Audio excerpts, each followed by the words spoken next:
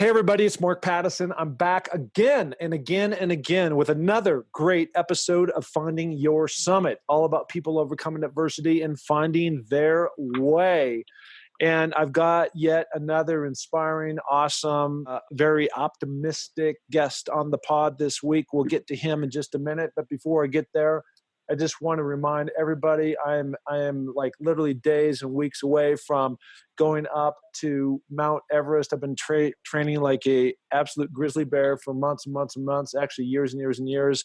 And now I'm at the front door. I've climbed 6 of the 7. This is going to be so cool to be in Nepal, flying into Kathmandu, and then making my way on this 2-month-long expedition. Certainly it's going to be a physical test as well as a mental test. If you want to check out anything about that, you can do that at www.markpattisonnfl.com. And when you're on there, there is a blog that I have called Everest, go figure. And you can actually see me going up and down the mountain and different posts I'll be doing from the mountaintop every day. Also on there is I've been on this campaign on the warpath toward trying to raise $29,029. I'm almost there. I need your help. It's for the National Epilepsy Foundation. My daughter, Amelia, is battling and trying to climb her own Everest and trying to get over the hump. And so trying to bring more awareness and certainly dollars to the foundation. We're all hoping that one day she and everybody else can be cured of that disease. Okay, so let's move on to today's guest, Kevin Rutherford, who is the CEO and Chief Eternal Optimist of an amazing company called NUUN. Kevin, how you doing? Amazing, and very intrigued and inspired as an optimist that there will be a cure for epilepsy, as you just talked about. So I'm going to go to your website for sure and contribute. I just thought I mentioned that. I'm listening to you going, oh, I want to do that. Oh, thank you so much. You know, we have this amazing event here in Sun Valley, Idaho, January 3rd. I brought a number of my guests that have been on my podcast, Peter Cetera, the former frontman of Chicago, Jim Mora, Tom Flick, former University of Washington quarterback, Peter Whitaker, part of the famous Whitaker family, and Rebecca Rush, and they all came, they contributed their time, and we got them up on stage, and it just was a very inspiring night. My daughter ended the evening by getting up and talking. She was petrified to do that, and very inspiring and very heartfelt. And at the end of the day, you know, we walked away with $23,000 that night. And again, you know, trying to tie in this event was called Amelia's Everest. So trying to tie in the amount of money, $29,000 to the summit and what she's trying to overcome, certainly way more difficult than anything I've ever had to do. Mm-hmm, for sure. So look, as I just said, I think I was originally introduced to your company through a mutual friend. I think you might be a board member and or an investor of your company, Dan Nordstrom, great guy. We're friends. And as I've been on this journey now, going into 8 years of climbing mountains around the world, you know, I've been testing and trying different products. And for whatever reason, they have just not sat well with me when I get into altitude. And I don't know what the magic formula is for your particular product, but it's an incredible story. And you guys have become a market leader in really adding that hydration tablet into different sports drinks. Yeah, you definitely hit the nail on the head of where we hear a lot of people talk about it's easy on their stomach, in intestinal distract. That their intestinal tract, I should say. And it's just kind of fascinating because we hear that all the time. And I'm wondering if that's part of what you're feeling when you were talking about your climbing. I'll pause because I didn't know if you had a specific question, if you want me to continue there, but I was just thinking about what you were saying there. Yeah, no. You know, I'm making an observation and, you know, certainly you can comment or not, but the bottom line is paying you a compliment that, you know, you've created this company, and I want to get into that. And, you know, something I haven't really talked about a whole lot is, you know, my past of before I'm executive now. We took over Sports Illustrated, and I'm in the middle of all that. But prior to that, I ran my own smaller companies, and at one point raised $12 million ventures in venture money. Had a distribution of over 700 different retail stores, and we were in 7 different countries. So I understand the road, and it's always so hard. And I think there's some core principles that you live by that I want to touch on today. And, you know, the first thing when I was doing some more research on your background, And again, I saw your title as the Chief Eternal Optimist. I think optimism feeds it so much in terms of other employees, their motivation, where they want to go, this work-life play combination of really having those things to really get the most out of everybody and everything that you're trying to accomplish. And if you don't have those, and you wake up on the wrong side of the bed and you see the world as, the jar is half empty, it's just hard to get anything done. Oh gosh, so true. You want me to build on that one? Yeah, absolutely. Yeah. The truth is we need to find the issues and fix them. And so I think sometimes when people see a title like Chief Eternal Optimist, self-proclaimed, by the way, I don't know if my team agrees with me. Hopefully they do. It doesn't mean that everything is rosy, right? And I think that's the miss. An optimist believes that we can solve it and we can continue to move forward, but it doesn't mean everything's always great. And it's, in fact, far from it on many occasions. But it takes the optimist to see the solutions. Otherwise, you're only going to see the problems and you're going to stay stuck there. Yeah, I love that. I mean, you're so right. And actually, how I got into the mountains years ago is I was in that stuck spot, and I have been stuck, I think, like a lot of people. And like, I've said many times, action creates reaction, but when it's just not action creates reaction, because you can have, if you're in a negative mindset, that action might be something destructive that's not going to actually propel you in a positive and forward direction. And that's obviously the key, right? And, one of the things that you talked about too, and I want to like understand where this came from, like in your background, but you said one of the magic keys to getting unstuck and going forward is really to turn that focus on having an attitude of gratitude. And so is it perspective, the reason why the attitude of gratitude that you tend to really zero in on, or is there something bigger than that? I think it's a yes, meaning I think the attitude and going in with this, like, I've got an abundance mentality, so a lot of gratitude becomes contagious within a team. And so the reason why I think it's bigger than that is you can't accomplish really almost any goal, including what you're about to take on, right? So Everest is the last of the climbs that you're going to do. You couldn't do it without a team to help you prepare and get ready for that. Whether that's as I don't even say simply, because that's underplaying it. If that goes from your family supporting you on your endeavor to make sure that they give you the support to do that, so that you don't feel maybe guilt to maybe it's a coach, whatever that might be, or NUUN as a tool to help you get there. You can't do it alone. And so in my mind, culture is the single biggest advantage in any team, business, sport, doing your case study, it's, in grad school or something like that. Like, truly, the single biggest advantage is all about the team. There is plenty of data that shows the cumulative IQ of a team is always much greater than an individual. And so that's the greater part that really truthfully gets me fired up. It's the product is one thing. What gets me fired up actually is getting the team rallying behind our cause. And in return, we tend to turn a really great business and are selling a lot of good stuff from it. But it really is, it's about culture is the ultimate competitive advantage.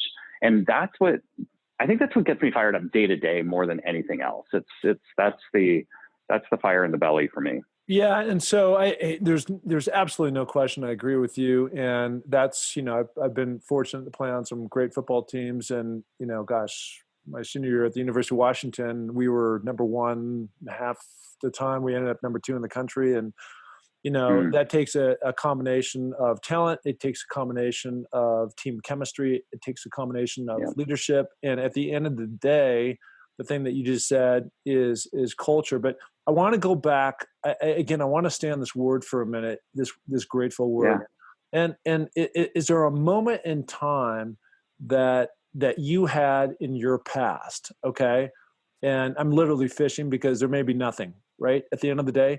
But it just seems like you're so passionate about that word, and you're so laser focused on the meaning of that, and that can be really the trigger that can propel you, that then rolls into this team element and culture and all these other great things. Because if you have a negative attitude coming into to any endeavor that you're going to take on, work, play, relationships, anything else, the chances of success aren't that great.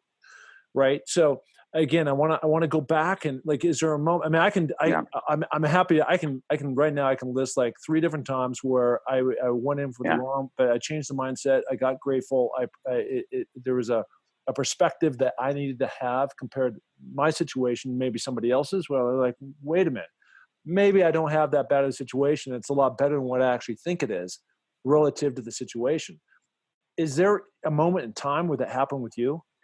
Well, I don't know if there is a moment, but as you helped me the way you phrased the question and to help bring it out of moments in time where there's inflection point where you self-reflect and you go, listen, you've got it pretty good. So get the privilege of talking to people about my career journey and what's led me to NUUN. And when I talk about that career journey and what I've learned from the different cultures, there's actually an inflection point where something didn't go so great. And here's where I believe gratitude, to your point, really pulled me through. And my gosh, here I am at NUUN, and it's the best part of my career. And it's actually following this moment. So I was so prior to NUUN, I was the CEO, also the self-proclaimed Chief Eternal Optimist. So I've used that one now, 2 companies in a row. And I was at Mrs. Meyer's Clean Day. So it's natural soaps, cleaners, detergents. For the listeners that aren't familiar with it, if you went to really any Target, Whole Foods store, it's a pretty strong brand. And I took over for the founder there.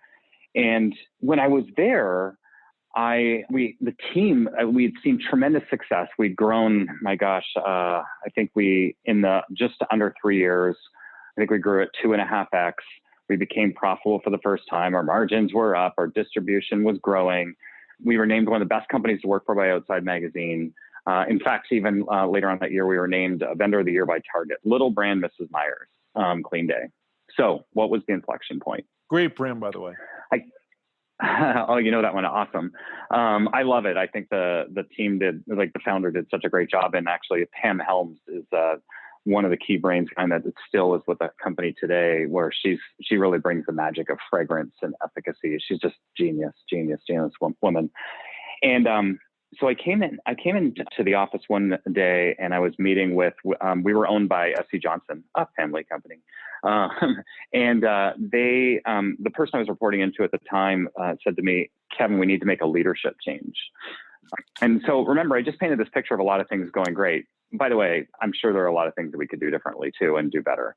And they go, we need to make a leadership change. And so kind of, for me, I felt like I lost part of my identity. And I was like, whoa, wait, what? What's going on? What did we do wrong? We just need a different type of leader. And truthfully, I think because they wanted to take it in a different direction, and I don't think it was necessarily the wrong reason. I didn't know at the time, so I didn't understand. I actually really wasn't mad. I think it was more shell-shocked. And then you kind of go into a spot where you're like, when you leave, you're like, okay, I'm moving on. And they took really good care of me. And the truth be matter, not only was I not mad, they actually took really good care of me. My self-identity had changed was really the big thing. And therefore you start to second guess yourself. And it was when I started to reflect and go, well, what's working? What's not? And I started doing some consulting, and I started doing some inner reflection. And what I found when I was doing some consulting with different companies, it was fine, but I was missing something. And it was this connection with people, community, and the social aspect of a team. Like really that team unity, you can see why culture keeps coming back. Yep. And so that gratitude of saying, I've really been blessed, and I've earned it. I've been lucky as well to get to where I got to at this point. I go, I need to get back out there, and I need to be part of a team as opposed to consulting, because I'm not getting energy from that. And I realized that I think I have a gift of connecting with people and helping them accomplish maybe more than they thought they could. And I realized I didn't know that until I really reflected. And that abundance mentality and gratitude gave me more confidence. And then I stepped forward, put myself out there. And so I didn't actually start NUUN, but I did take over at NUUN well over 6 years ago. And Dan Nordstrom, as you mentioned, is the key person that hired me on. And I think that gratitude was a key component. And I think that came through in my conversation with him. I think that's come through with the team. And then, I have the saying that's, you have a different saying than me, but I think we're saying similar things. Mojo builds mojo, right? Yep. Yep. So you need momentum. You need a spark. Then you build on the momentum. And then this gratitude just continues to build. So then when we hit, some obstacles or turbulence, we've still got some mojo to power through it. And I think truly that's kind of what I think energizes me.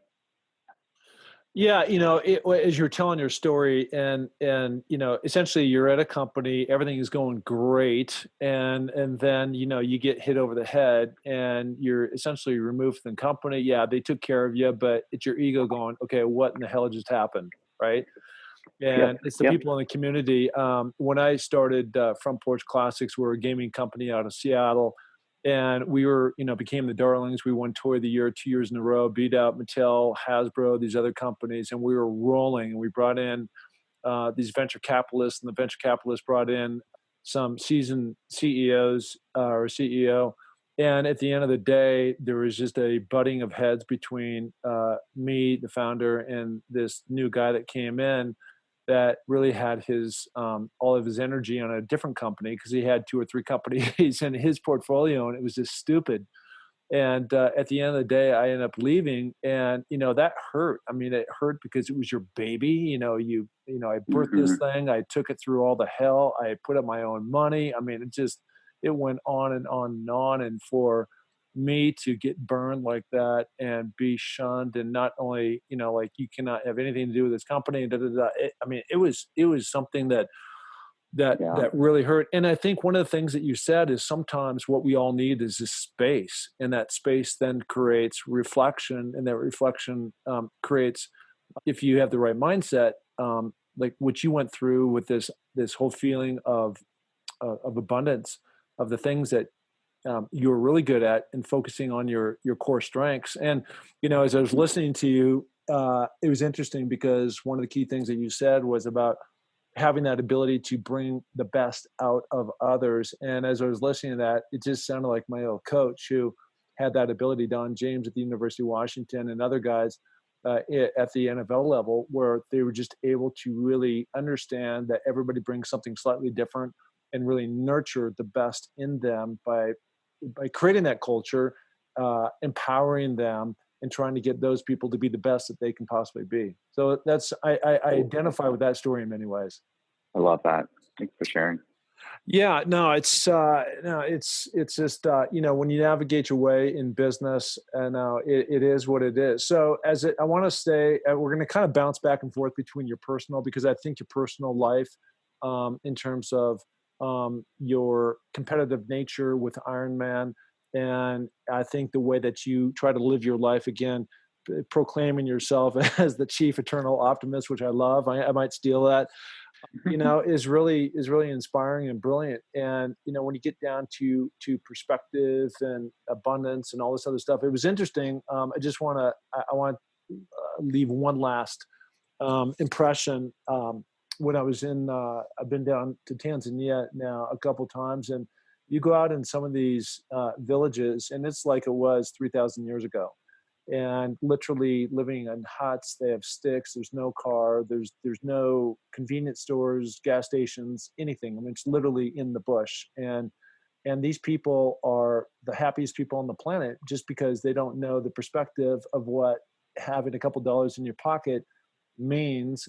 And their currency is a goat. And it really brings, to me at least, things really home when we start fretting and worrying about things that really don't matter at the end of the day. You know what I mean? Mm-hmm. I do. Yeah. I do. So going back, and again, we're going to bounce back and forth a little bit, but I know you're competitive in nature. And when I was reading a little bit more about your time, or you probably continue to do this in terms of Ironmans and signing up. I had Mark Allen, 6-time world champion Ironman over in Hawaii there on the pod last week. And it was just, it was amazing. Like, how do you develop that mindset? And for you, like you're out there and you're building these companies and you're trying to penetrate new markets, and you're being innovative with these new hydration tabs, which again, I love. Everybody go out and buy one, or many. But for you, do you find that by getting up and out of bed, or maybe it's midday when you go out and you train, the disciplines of swimming, biking, and running long distances, do you find that it's like medicine for you to help solve problems, come up with new ideas versus being stuck in the office all day? Yes, for sure. For sure.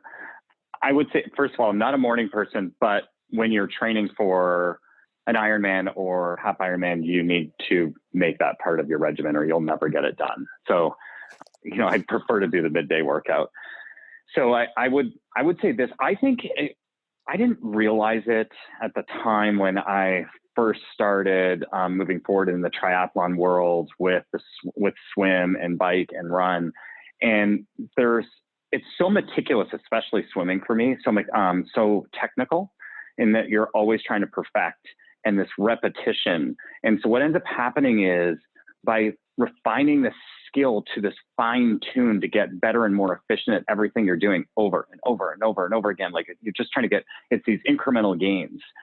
And what ends up happening is you become sharper and your head becomes clearer, because you're just so focused on that moment in time. And I've found that it actually helps me in my work life, because that sharpness and that ability to focus and concentrate then translates to focusing on when I'm in a discussion with somebody directly across me. I'm in this moment. Like you and I right now, I'm in this moment with you.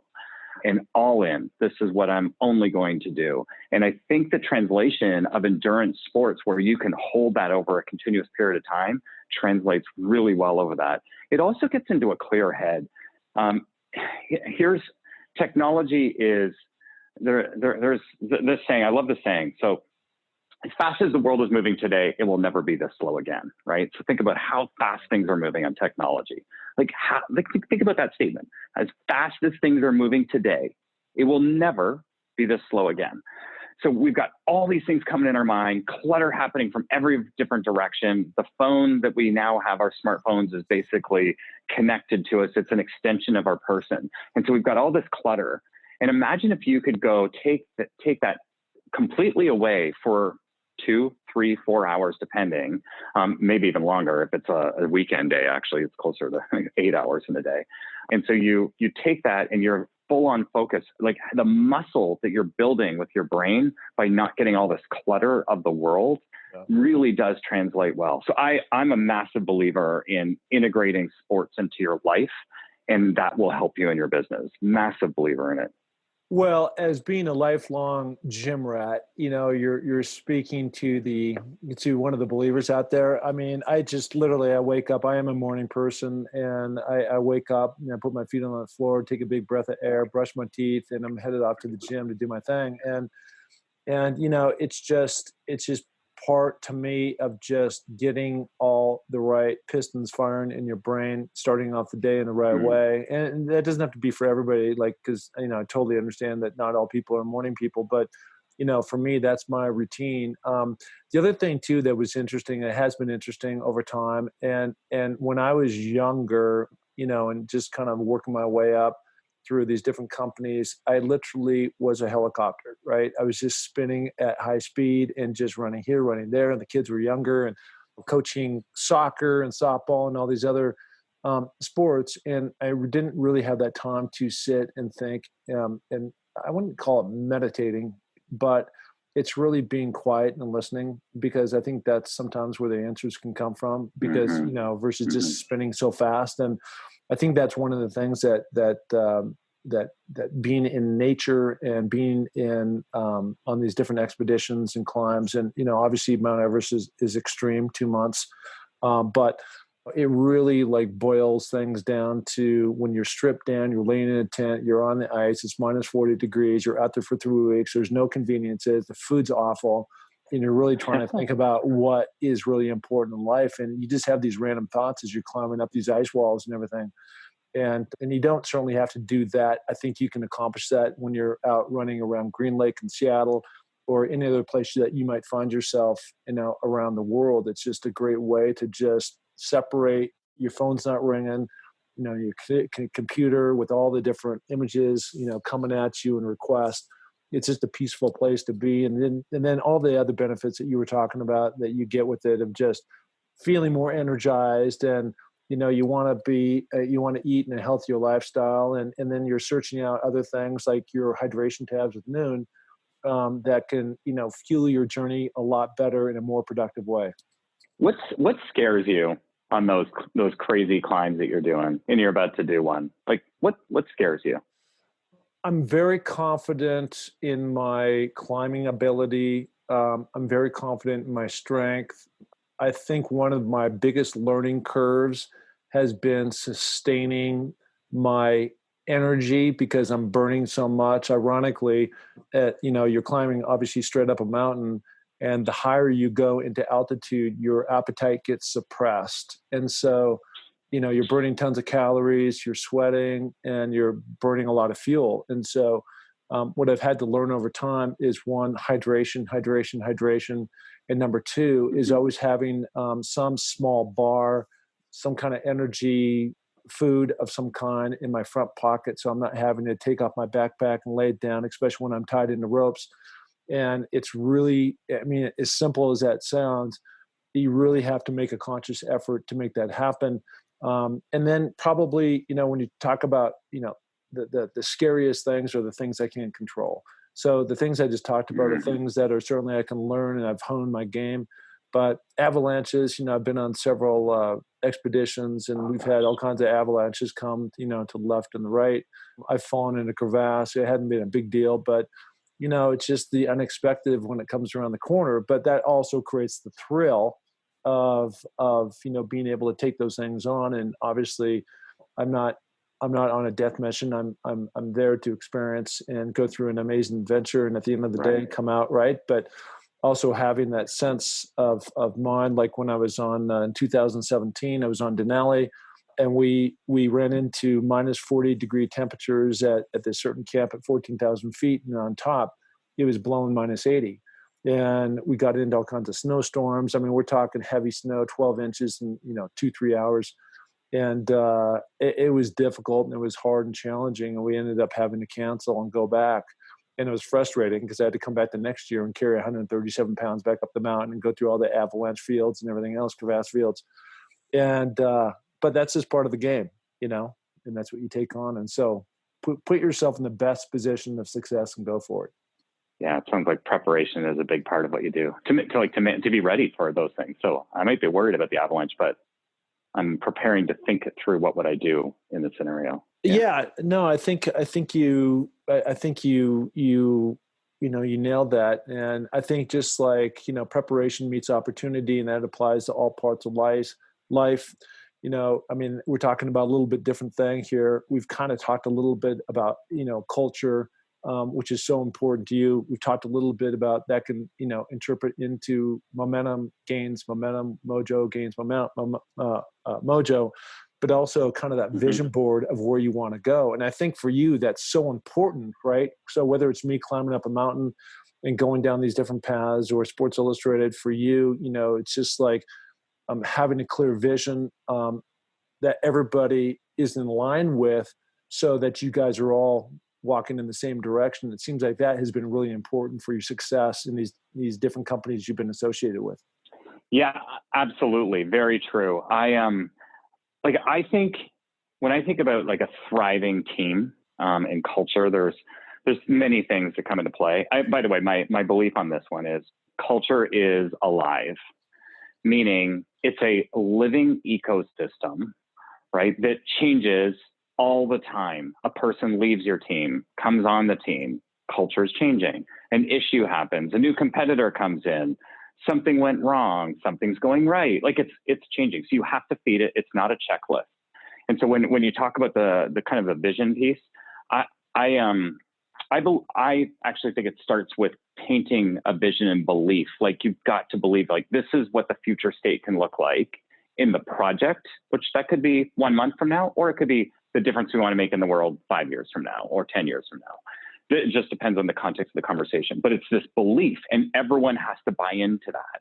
And you have to get everyone there. And that takes, usually the catalyst that sets the tone is the leader. And so how do I at NUUN help paint that picture for NUUN, and what does that look like? And when you do that, that's when you go, okay, if that's what our belief is, now we need the spark to get us moving. And that's where you start to build it, and you build on that acceleration. Then you need to adapt a little bit, or if you don't adapt, you'll die. So in the business context, I love using the example of Kodak, right? Kodak actually, do you know this? Kodak actually invented the digital camera, but yet where is Kodak today? Because they basically had it, but they kind of held on. They didn't adapt as to where it was going. And so they thought, well, if we just hold on to this, we're good to go. And then sure enough, digital cameras went and catapulted, and they could never actually get theirs on track because they waited. And so that whole adapt, and then, how do you celebrate and win, and then repeat over and over and over again. So I think that's like the way I think sequencing is in my mind. I break into these pieces going, this is how you build momentum. This is how you get people to believe. And we've done this at NUUN over and over and over again, from the mission, the difference we want to make in the world, to we want to win at Whole Foods or REI, and what that looks like. So you talked about you've been at the helm now for 6 years, right? And you talked about vision and kind of really setting in stone, or not in stone. You're setting in place kind of where you want to be. Obviously you're adapting to it, as you mentioned. It's a long, winding road. Tell me where you were 6 years ago at the company, as a company, and where you are today. And then also sprinkle into that, you talked about having kind of a world mission, and what is that all about? Yeah. So when I came in, and, as you said, take the helm of NUUN Hydration, we were, to give context for you and any listeners, we were, a little over 7 million-ish, so a little over 8 million actually in revenue, just to kind of give some perspective. So it had started, but the growth rate had slowed down. So I'm kind of giving some numbers to help for context. And I'll talk a little bit about some of the big rocks that we did to catapult it. Yep. And so it was growing, but the growth rate was slowing pretty significantly. And that's when, I think Dan and the team said, hey, we need to make a shift. And so I came in, and, here's an interesting moment in time that people may not realize. Because the growth rate was slowing, one of the things that the board said to me was this: I'm curious to see what changes you're going to make in terms of people. Like, what do you need to do to basically, these people need to exit and come in? They didn't have a preconceived notion of who that was, to be clear, but they just felt the answer was dramatic change. Here's the truth. I actually came in and said, I'm not changing anything right away. I need to figure out, first of all, what's going on. And first and foremost, what is working? Because there's something that got us here to the spot. Mm-hmm. And so this is what I find so really cool about the power of people and culture.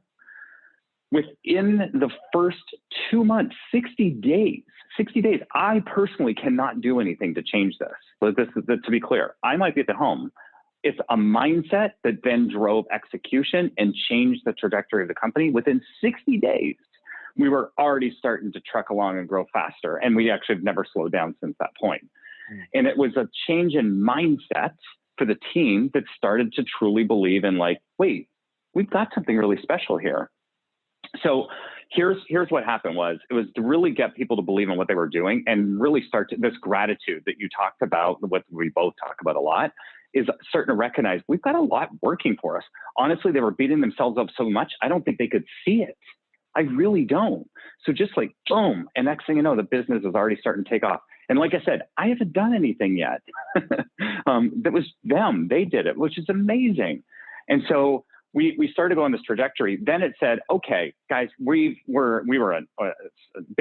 started in the Ironman space and endurance racing. And this is where we started.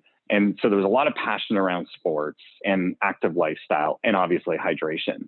What the team didn't have was this unifying force of, like, why are we doing this? Like, what's the purpose? What's the greater change we want to make in the world? And this is when we came up with our mission statement. And it might sound hokey, dorky, whatever it is to other people. What actually matters most about the mission and the purpose statement that someone may use is, what does the team internalize? And if that gets them fired up, then you're onto something. If it's all about external show as to what other people think, then it's not really going to motivate the team. But this did. So what we ended up doing was we started to realize, what we get excited about, if we actually started and evolved and said, it's helping people achieve their own personal best, like PBs, PRs, think marathons and stuff like that.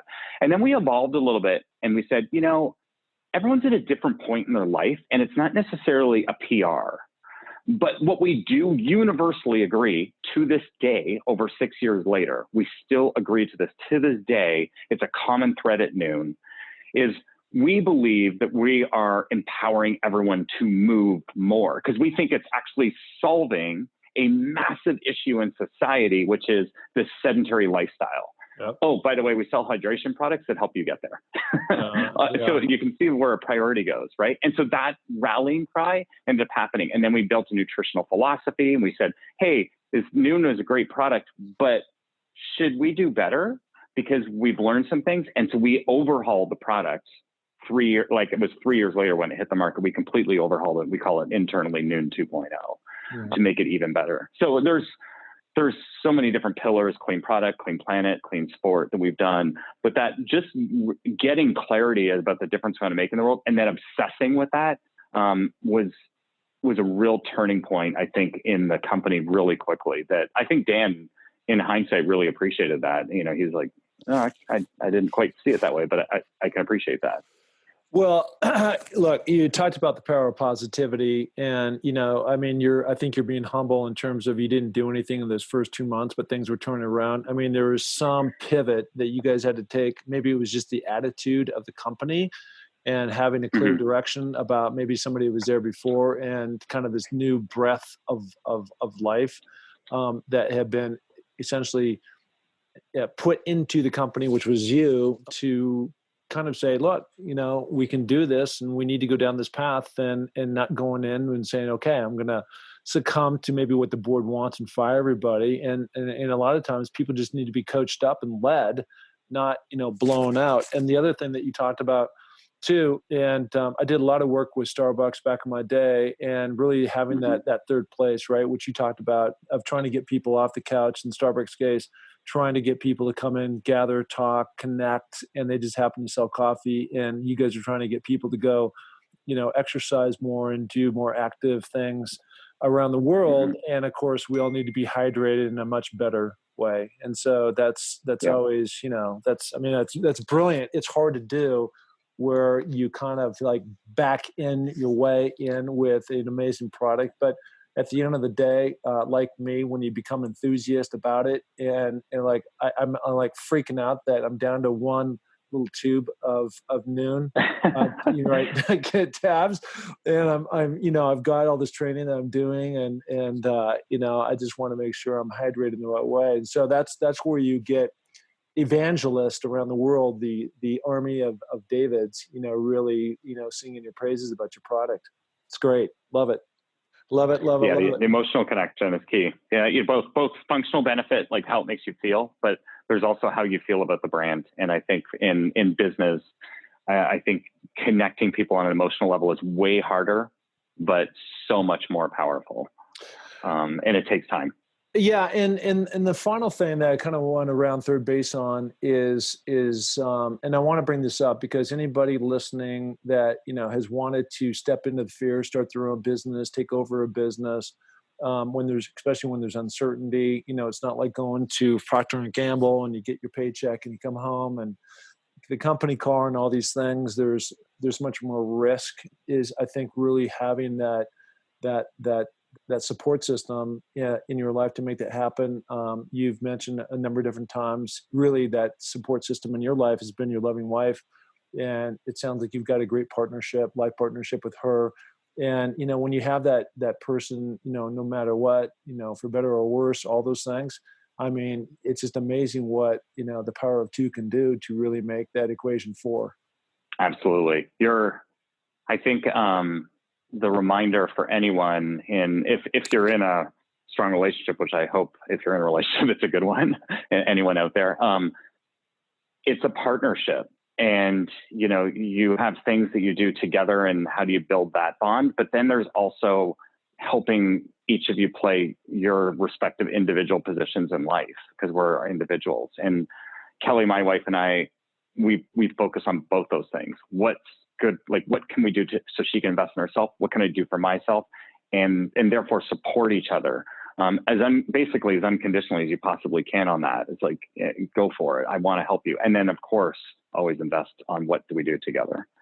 Yeah, she's been, oh my gosh. Yeah, she's my rock for sure. Yeah, well, look, a lot of this podcast, why I started this a few years ago, is because my situation did not sustain that bond, and one of the moments in time that I'm not proud of, but it's really, what do you learn and what do you take forward and into your next situation, and that's really the key. And so I'm complimenting you for being able to really recognize that and focus on that and make it a priority for everybody, for both people involved, to make sure that thing stays strong. So listen, I appreciate you coming on the pod. I wish you nothing but luck.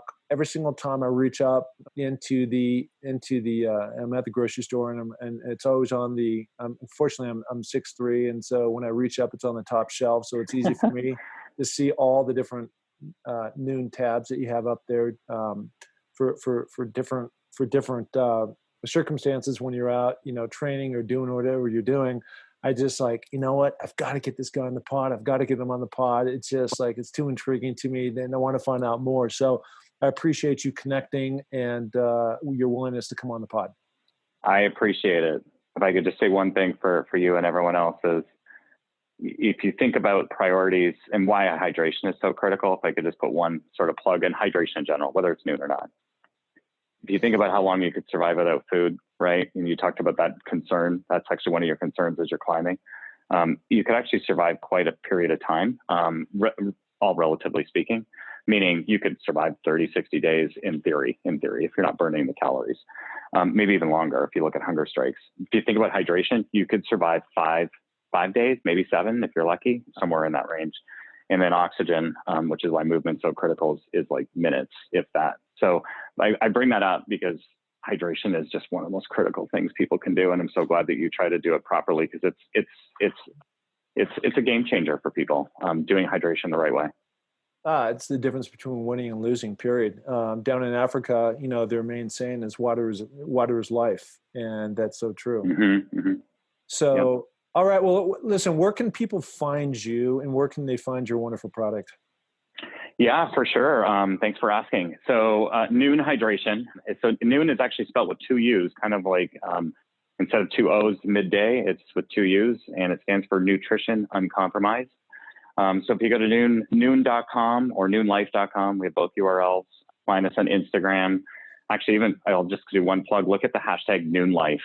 That'll help you understand what NUUN means to people. That will explain it all. And you'll notice hydration's it's a small part of it. It's just so much bigger than that. And then again, my name's Kevin Rutherford, and on the social media world, I go by clean_lantern, clean lantern. And the intent is to be a little beacon for the planet and for humanity and the earthlings that share it with us is really what my intention was. The Mrs. Myers team, to be truthful, actually named me that. So. Yeah, I love that. You can see how original mine is, Mark Pattison, NFL. So you've got all the creativity in the group. I can certainly see that. So, all right, buddy, listen, thank you so much for coming on, and best of luck to you and your great company, into the future. Thanks so much, Mark. It was a privilege. And I'm humbled to be on your show. Thank you.